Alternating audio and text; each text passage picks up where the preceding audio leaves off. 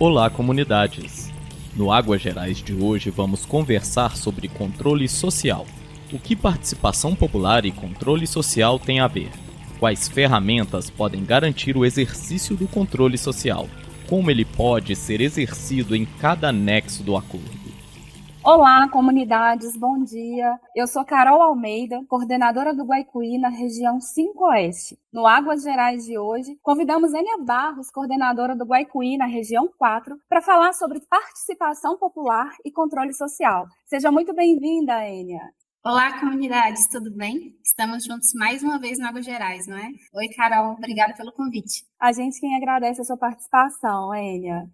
Então, a gente sabe que o exercício da participação popular em nosso país é algo muito recente. Vira e mexe, a gente usa esse termo nas nossas conversas, materiais, especialmente associado ao controle social, sobre as medidas de reparação. Você poderia, Enia, primeiramente, explicar para os nossos ouvintes um pouco sobre esses conceitos e suas práticas? Antes de falarmos de participação popular e controle social no processo coletivo de reparação aos danos socioeconômicos, socioambientais e outros de natureza civil causados pelo desastre crime da Vale na mina do Córrego do Feijão, em Brumadinho, é importante conceituar o que é controle social. Controle social se trata do direito que as pessoas, enquanto cidadãos, têm de acompanhar, monitorar e fiscalizar, seja o poder público ou sejam as IJs, as instituições de justiça, no caso do processo de reparação em que estamos envolvidos. A forma de fazer esse acompanhamento, monitoramento e fiscalização é ampla e plural. Depende do instrumento utilizado, se virtual, se presencial, se estamos demandando uma informação de algo que já aconteceu ou se estamos querendo construir algo desde o princípio.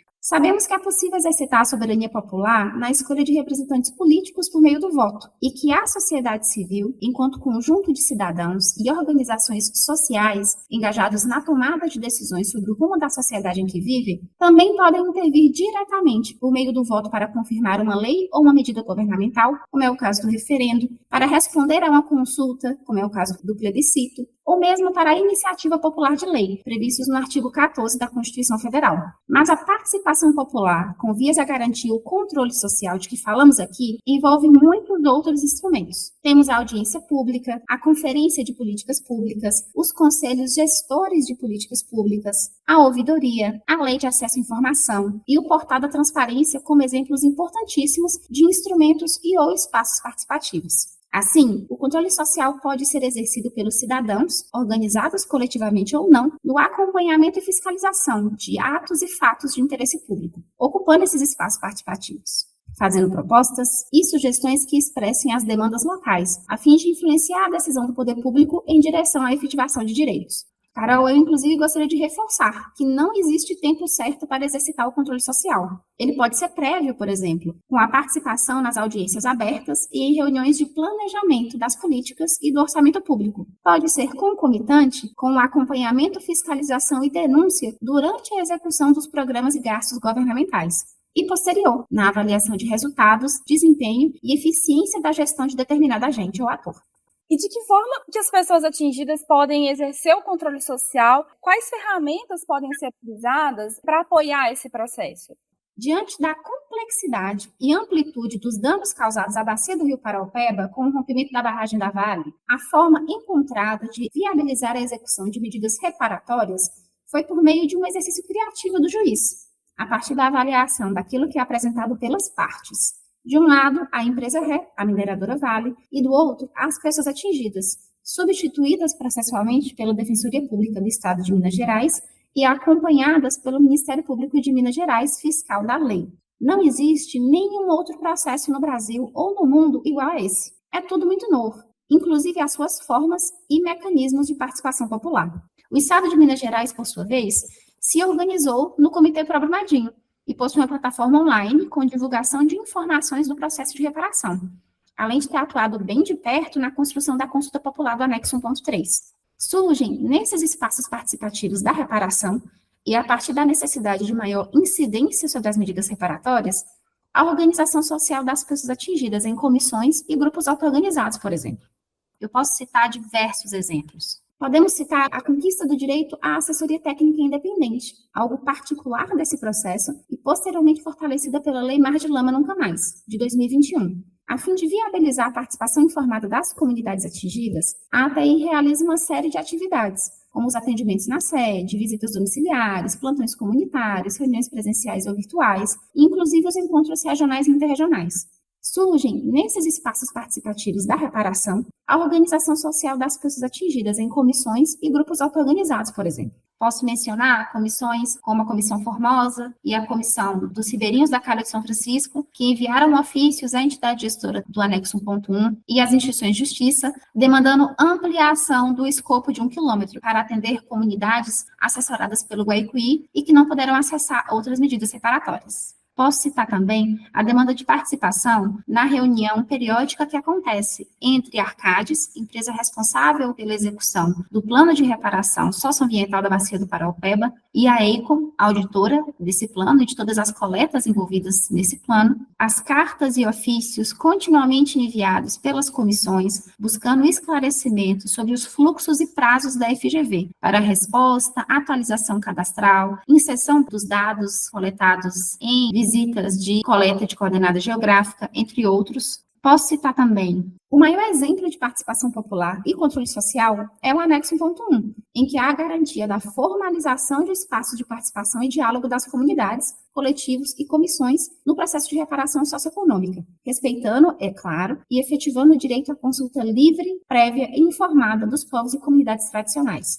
Isso está previsto no formato de conselhos, setores, assembleias, câmaras temáticas, Conselho de Transparência Financeira e outros nomes que compõem a chamada governança do anexo 1.1. Sabemos que, por outro lado, o anexo 2.1 do Plano de Reparação Socioambiental da Bacia do Rio Paraopeba, apesar de seguir o princípio da gestão adaptativa, não prevê como interessadas as próprias pessoas atingidas, cerceando não somente o acompanhamento da execução do plano, como também o acesso ao próprio conteúdo integral de seus capítulos.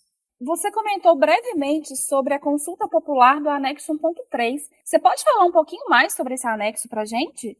Esse anexo contou com um processo de consulta popular, em que cidadãos e poder público poderiam propor projetos que eventualmente passariam por votação por meio da plataforma GovBR. Algumas regras já conhecidas pelos nossos ouvintes foram a necessidade de cadastro no site, com conta de e-mail ativa e título de eleitor de município atingido. Considerando o curto prazo e a acessibilidade, ouvimos muitas reclamações no território a respeito. O anexo 1.3, ele não prevê espaços participativos na sua concepção, mas ele prevê o direito à consulta livre dos PCTs. Mesmo assim, não quer dizer que não seja um passo importante para a defesa dos direitos das pessoas atingidas criar espaços participativos para debater sobre os projetos de políticas públicas. Já existem iniciativas ao longo da bacia de criação de comitês de acompanhamento dos projetos do anexo 1.3, onde representantes das comissões discutem detalhes dos projetos de políticas públicas do anexo 1.3 com os gestores municipais. Esses espaços aumentam a transparência durante a execução dos projetos e são canais de diálogo e propostas. Diferentemente dos conselhos de que falamos na primeira pergunta, que são garantidos na própria Constituição Federal, nos artigos 198, 204, 206, os comitês são espaços de parceria, construídos a partir de um consenso entre poder público e cidadãos. Nesse caso, os cidadãos são as pessoas atingidas.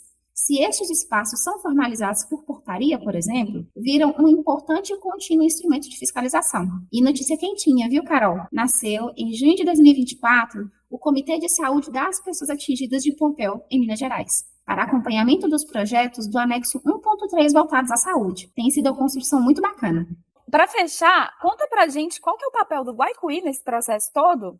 Pergunta importante para a gente fechar Águas Gerais de hoje. A assessoria técnica independente é um direito, mas possui plano de trabalho com escopo e prazos bem definidos. É parte das nossas atividades o acompanhamento de espaços participativos e o apoio técnico às pessoas atingidas e suas formas de organização social, no entendimento dos anexos, mas também da rede de atores envolvidos, a fim de que possam continuar pautando as suas demandas dentro e através do processo de reparação. Sabemos que as pessoas atingidas não puderam participar de muitos espaços de tomada de decisão sobre as medidas reparatórias. Em relação a estas, ainda é tempo de exercer controle social concomitante, acompanhando a sua correta execução e posterior na avaliação. É direito do povo acessar informações que digam respeito às suas vidas, já profundamente atingidas pela atividade mineradora, e principalmente avaliar: foi reparado? Essa centralidade de quem lida cotidianamente com o dano é o que nos aproxima de uma reparação justa e integral. Maravilha, Enia. A gente não pode esquecer que a concepção e implementação das políticas públicas devem ser feitas para e pelo povo. E, da mesma forma, o processo de reparação deve ser feito para e pelas pessoas atingidas. Assim, é muito importante que os espaços de discussão sobre as medidas de reparação que estão sendo implementadas e como que elas estão sendo implementadas sejam ocupados pelas pessoas atingidas, tanto no interesse da participação quanto do próprio controle social. Queria muito agradecer a sua participação na data de hoje e a gente se encontra por aí. Ei, Carol, obrigada a você pelo convite, foi bom demais. Espero que o pessoal tenha gostado. Nós vamos ficando por aqui. Se tiver alguma dúvida, você pode entrar em contato com a gente pelo número 31 97 102 5001 ou visitando nosso site www.guaicuí.org.br. O Instituto Guaicuí segue lado a lado das pessoas atingidas na luta pela reparação.